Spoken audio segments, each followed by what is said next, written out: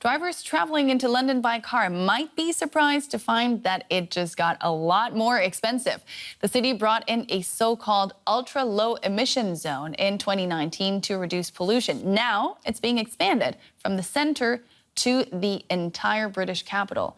Mayor Sadiq Khan says the €15 charge will mean cleaner air for millions, but it is proving highly controversial. Yes, I'm quite supportive of it. I just think it could have been given a bit more time to be implemented. Yeah, I think it's a really good idea. I'm a teacher and I think it's really good because it improves the air quality for the children. And we try to encourage them all to walk to school and cycle to school. So I'm not a big fan, and with cost of living being quite a key issue for people at the moment, to charge people £75 a week, I think is probably more of a tax grab than anything else. It would be nice to see if they could put more money into public transport so it becomes a no-brainer that why would you use a car? Obviously, the further you go out from the centre, the worse the public transport is. But I do think it's been done too quickly and people haven't had time to adjust whether they can afford, and it's a bad time, isn't it, for everyone? I think in terms of cost, I don't think they've thought it through very well.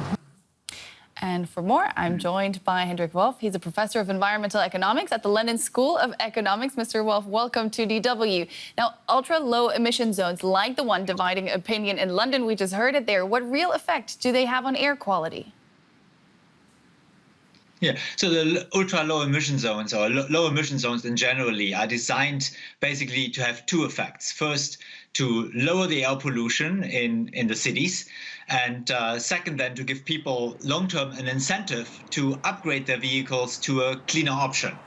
And we have seen ultra-low emission zones not only now in London, but also before in Germany. I did one of the first cost-benefit analysis there back in 2010.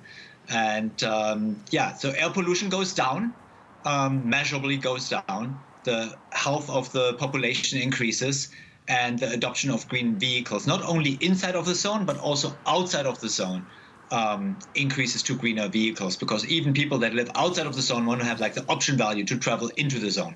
Yeah. So we see like air pollution improvements inside the zone, and also some spillover effects of improvements outside of the zone. But not everybody has the option to upgrade their vehicle, do they? The measures in London affect older, more polluting vehicles, and critics say that this disproportionately affects people with lower or middle income. Is this a good approach, especially in the middle of a cost of living crisis? Yeah, correct. There's a real concern here, especially now how it has been designed in London. In London, in particularly, all the cars pre-2015, the diesel cars pre-2015, now are no longer eligible to drive without the fee in the ultra-low emission zone, which means a daily charge of £12.50, which is a pretty big surprise for someone who just bought a car 9 years ago and now suddenly sees him facing that. To be fair, like the earlier city councils already announced that it will come at some point, but there was always that discussion, will it come? And under that uncertainty, the people who just bought recently their cars, they feel now clearly upset, and probably rightfully so.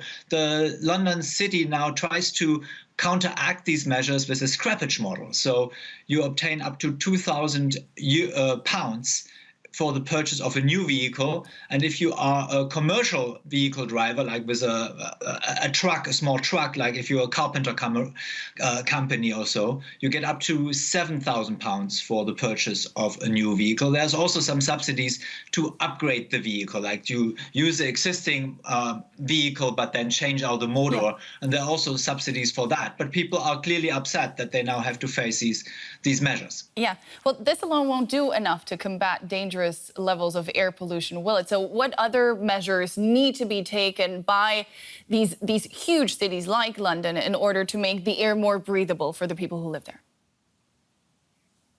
Yeah, so clearly low emission zone alone is not the one-stop policy that fixes all the problems. Like, it's a very complex system, and particularly what needs to be done is to offer alternatives for the population, how to get around, how to get from A to B. So it needs to be like a very healthy mobility as a service industry out there, starting from public transportation, from, like, in London we have this shared bikes, shared scooters, and taxi industries, Uber and Lyft. So, like, all these measures taken together needs to be in a sound way. And one of the benefits of ultra-low emission zone in London is actually that it's a revenue generator for a city. In comparison to Germany, right? I'm originally from Germany. Deutsche Welle is from Germany. You may be all familiar with the Umweltzone in Germany. That's like just a clear-out ban and doesn't generate revenues for the government. It just provided cost for the population because people had to upgrade their vehicle. In London now there's a revenue for the city, and now they can use that revenue to improve public transportation, among other measures, and the scrappage program. And Londoners can always hop on the famous double-decker buses in order to save some pollution. Hendrik Wolf, thank you so much. You're welcome. Thank you.